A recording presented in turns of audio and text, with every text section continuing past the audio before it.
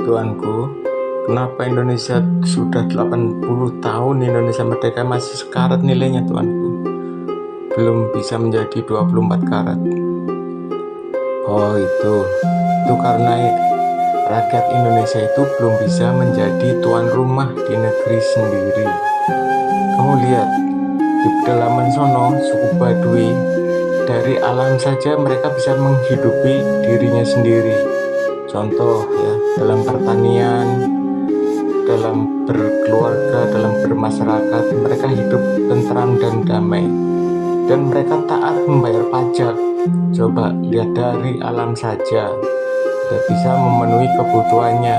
Tapi sekarang coba kamu lihat sendiri kan, semua menjadi buruh, belum bisa menjadi tuan rumah di negeri sendiri.